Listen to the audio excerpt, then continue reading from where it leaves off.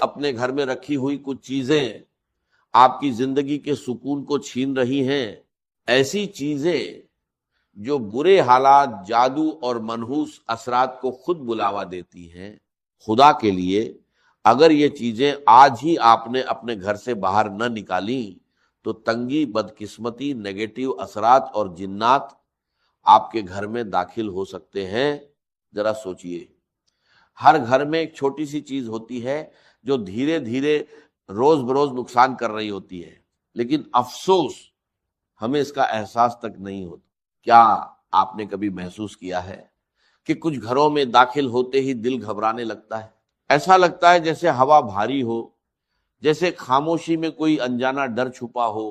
سب کچھ ٹھیک ہوتا ہے، گھر صاف ستھرا، نماز، ذکر، درود اور استغفار کی آوازیں، لیکن پھر بھی سکون کہیں گم ہو جاتا ہے، نیند ادھوری، دل بے چین، صبح اٹھتے ہی بدن تھکا ہوا، دعا کرنے کے بعد بھی دل کو اطمینان نہیں ملتا۔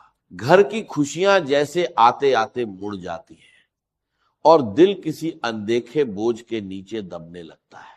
ہم سوچتے ہیں شاید کسی نے نظر لگا دی، شاید کوئی دشمن ہمارے خلاف کچھ کر رہا ہے، لیکن حقیقت اس سے کہیں زیادہ قریب ہوتی ہے۔ کبھی کبھی دشمن ہمارے اپنے ہی گھر کی دیواروں کے اندر چھپا ہوتا ہے اور ہم خود اپنی نادانی میں اسے پناہ دے رہے ہوتے ہیں۔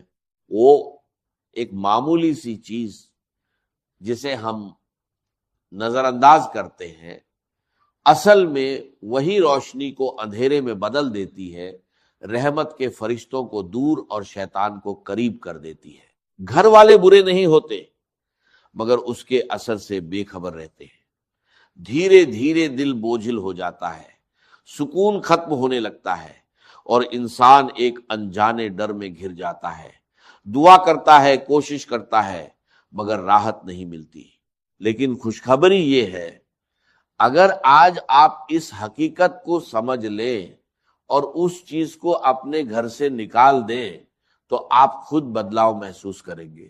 جہاں پہلے بے چینی تھی وہاں سکون اترنے لگے گا، جہاں جھگڑے تھے وہاں محبت کی ہوا چلے گی، جہاں خاموش دیواریں تھیں وہاں تسبیح کی آوازیں گونجیں گی، اور سب سے بڑھ کر آپ محسوس کریں گے کہ اللہ کی رحمت خود چل کر آپ کے دروازے تک آ گئی ہے۔ آج میں آپ کو ایک ایسا راز بتانے والا ہوں جو آپ کی زندگی بدل سکتا ہے۔ اگر آپ نے اسے سمجھ لیا اور عمل کر لیا تو آپ کا گھر بے سکونی سے نکل کر برکت کی راہ پر چل پڑے گا۔ یاد رکھیے، چھوٹی چھوٹی غلطیاں ہی ہمارے گھر سے برکت کو ختم کر دیتی ہیں، اور تنگی و بے برکتی انہی کا نتیجہ ہوتی ہے۔ اگر ہم انہیں سدھار لیں تو انشاءاللہ ہمارے گھر میں برکت اور رزق کی آسانی آ سکتی۔ اللہ نے انسان کو جینے کا طریقہ سکھایا اور انبیاء کے ذریعے صحیح راہ دکھائی۔ ان کی تعلیمات میں پوری زندگی کی کامیابی چھپی ہے۔ کامیابی کے لیے سیرت نبی صلی اللہ علیہ وسلم پر چلنا ضروری ہے۔ اسلام ہمیں سکھاتا ہے کہ ہر کام بسم اللہ سے شروع کریں، ہر وقت ذکر میں رہیں اور اپنے گھر کو نیک عملوں سے جوڑ کر رکھیں، کیونکہ آج کے دور میں وقت کی سب سے بڑی بربادی غفلت ہے۔ تو استغفر اللہ، اللہ اکبر، الحمدللہ، یا حی یا قیوم جیسے اذکار ہماری زبان پر جاری رہے، اور اپنے بچوں کو بھی اس کی عادت دلوائیں۔ قرآن مجید کی تلاوت گھر میں برکت لانے کا سب سے بڑا ذریعہ ہے، چاہے تھوڑی ہی کیوں نہ ہو، لیکن روزانہ ہونی چاہیے۔ نبی کریم صلی اللہ علیہ وسلم نے فرمایا، اپنے گھروں کو قبرستان مت بناؤ، کیونکہ جس گھر میں سورہ بقرہ پڑھی جاتی ہے وہاں سے شیطان بھاگ جاتا۔ رات کو عشاء کے بعد سورۃ واقعہ کی تلاوت رزق میں اضافہ کرتی ہے۔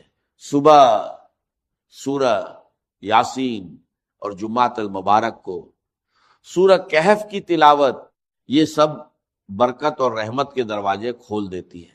یاد رکھیے، اگر آپ اپنے گھر میں سکون، برکت اور رحمت چاہتے ہیں تو آج ہی ان چھپی ہوئی غلطیوں کو پہچانیے اور اپنے گھر کو اللہ کی رحمت کے لائق بنائیے۔ یقیناً سب سے بہتر راستہ تقوا کا راستہ ہے، اور اے اہل عقل مجھ سے ڈرتے رہو، بے شک اللہ تعالیٰ کے نزدیک تم میں سب سے زیادہ عزت والا وہی ہے جو سب سے زیادہ پرہیزگار ہے، اور اللہ تعالیٰ ہر چیز کو جاننے والا، ہر بات سے باخبر ہے۔ اب ذرا سوچئے، گھر میں برکت کیسے آتی ہے؟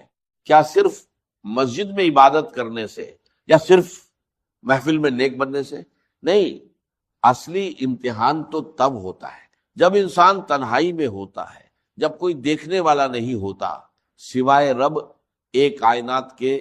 اس وقت بھی اگر انسان اللہ کے خوف اور محبت میں تقوی اختیار کرے تو یہی عمل اس کے گھر میں برکت کا سبب بنتا ہے۔ اپنی بیوی، اپنے بچوں، والدین، بہن بھائیوں کے ساتھ حسن سلوک صرف اللہ کی رضا کے لیے کرنا، یہ وہ عمل ہے جس کا اثر سیدھے گھر کے سکون پر پڑتا ہے۔ اور یاد رکھیے، جب لوگ مل کر کھانا کھاتے ہیں تو اللہ عز و جل اس میں برکت ڈال دیتا ہے۔ سوچئے، جب ایک ہی دسترخوان پر والدہ، والد، میاں، بیوی، بچے اور بہن بھائی سب ساتھ بیٹھ کر بسم اللہ کہے تو اس برکت کا کیا عالم ہوگا۔ لیکن آج ہر شخص الگ الگ کمروں میں کھانا کھاتا ہے۔ یہ عادت صرف دوری نہیں بڑھاتی بلکہ گھر کی برکت بھی کم کر دیتی ہے۔ نبی کریم صلی اللہ علیہ وسلم نے فرمایا کہ اللہ کے نزدیک سب سے پیارا کھانا وہ ہے جس پر زیادہ ہاتھ ہو۔ صحابہ نے کہا ہم کھاتے ہیں مگر سیر نہیں ہوتے، تو آپ نے فرمایا شاید تم الگ الگ کھاتے ہو، اکٹھے ہو کر کھاؤ اور اللہ کا نام لو، برکت ہوگی۔ رزق میں برکت کا ایک اہم راز صبح کا وقت ہے۔ ہمارے بزرگ فجر سے پہلے اٹھتے، نماز اور تلاوت کرتے، پھر حلال رزق کی تلاش میں نکلتے، اسی میں سکون اور برکت تھی۔ آج لوگ رات بھر جاگتے ہیں اور فجر میں سوتے ہیں، اس لیے کمائی زیادہ ہونے کے باوجود برکت نہیں رہتی۔ اگر ہم برکت چاہتے ہیں تو عادتیں بدلنی ہوں گی، صبح جلدی اٹھنا، رات کو جلدی سونا اور اللہ پر سچا توکل کرنا ہوگا۔ ایک مزدور تھا جو دن بھر محنت کرتا مگر پھر بھی بے سکون رہتا۔ آخر وہ ایک بزرگ کے پاس گیا۔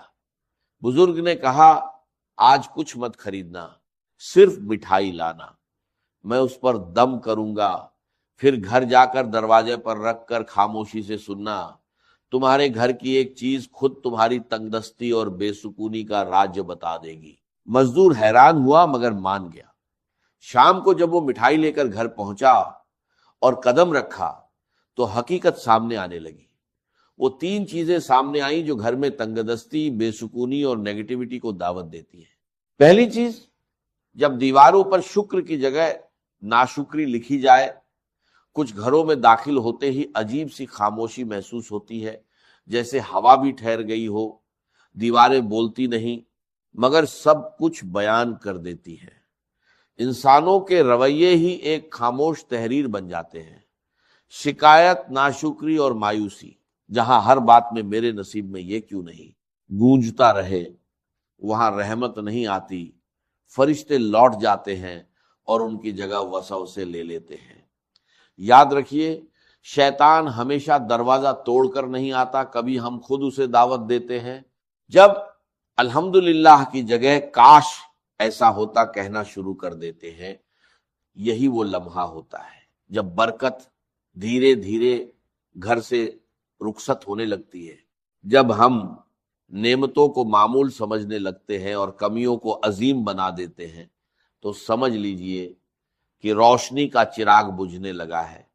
وہی روشنی جو گھر کو امن دیتی تھی، رزق میں برکت لاتی تھی اور دلوں کو نرم رکھتی تھی۔ ناشکری کوئی معمولی احساس نہیں، یہ ایک خاموش زہر ہے جو دھیرے دھیرے پورے گھر کی فضا کو کھا جاتا ہے۔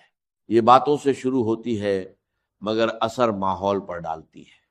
ایک وقت آتا ہے جب گھر بھرا ہوتا ہے مگر دل خالی، الفاظات زیادہ ہوتے ہیں مگر سمجھ کم ہو جاتی ہے، اور پھر زندگی کی رونقیں ایک ایک کر کے رخصت ہونے لگتی ہے۔ شیطان ایسے گھروں میں خوشی سے بسیرا کرتا ہے جہاں زبان ناشکری بولے اور دل شکر کرنا بھول جائے۔ وہ جانتا ہے کہ جہاں شکر نہیں وہاں سجدے بھی بے نور ہو جاتے ہیں، جہاں شکایت ہو وہاں دعا بھی دروازہ نہیں کھولتی۔ وہ ہر دل میں یہ احساس ڈالتا ہے کہ تم محروم ہو اور انسان اپنی موجودہ نعمتوں کو بھول کر خالی پن میں الجھتا چلا جاتا ہے۔ یاد رکھیے، شکر صرف الفاظ نہیں، یہ ایک روشنی ہے۔ یہ وہ روشنی ہے جو اندھیروں کو پیچھے دھکیلتی ہے، فرشتوں کو متوجہ رکھتی ہے اور شیطان کے قدم جلا دیتی ہے۔ جس گھر میں زبان الحمدللہ کہنا سیکھ لے، اس گھر کی چھت بھی دعا بن جاتی ہے۔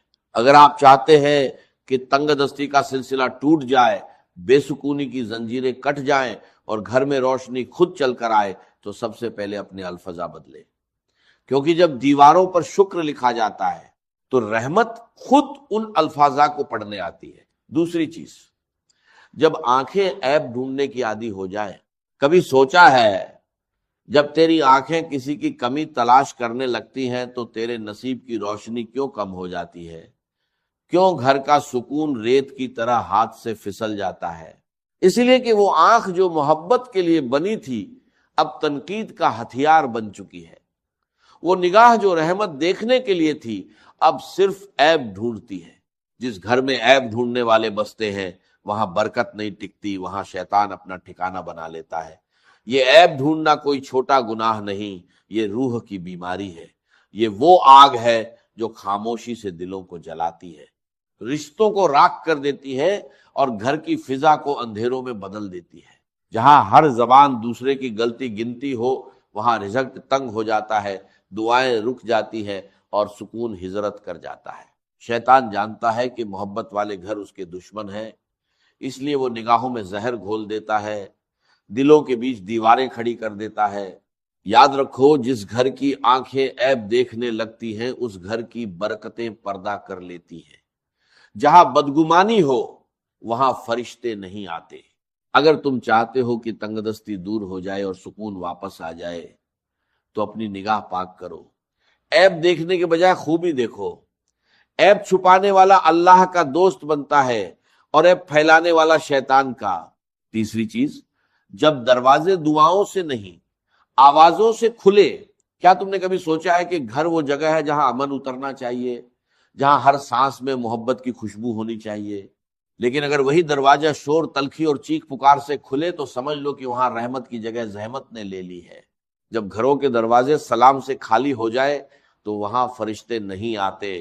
جب الفضا بھاری ہو جائے تو فضا بھی بوجھل ہو جاتی ہے، اور جب گفتگو میں تلخی ہو تو برکت اٹھ جاتی ہے۔ گھر کا شور صرف آوازوں کا نہیں ہوتا، یہ دلوں کے شور سے پیدا ہوتا ہے۔ جب ماں کا دل دکھی ہو، بچوں کے لہجے میں کڑواہٹ ہو تو یہ شور دھیرے دھیرے پورے گھر کی روشنی کھینچ لیتا ہے۔ پھر وہی گھر جو کبھی سکون کا گہوارہ تھا بے برکتی کا مرکز بن جاتا ہے۔ شیطان کو شور پسند ہے، اسے وہ گھر پسند ہے جہاں بحث ہو مگر دعا نہ ہو، غصہ ہو مگر صبر نہ ہو، میں ہو مگر ہم نہ ہو۔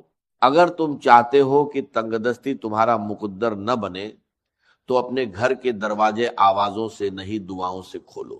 سلام کو اپنی دہلیز کا پہلا لفظ بناؤ، درود کو اپنے دروازے کا پہرے دار بناؤ۔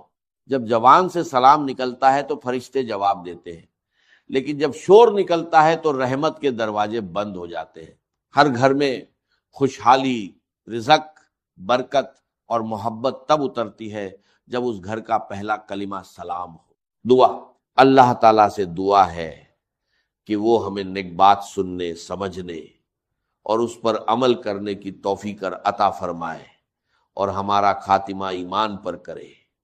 آمین یا رب العالمین۔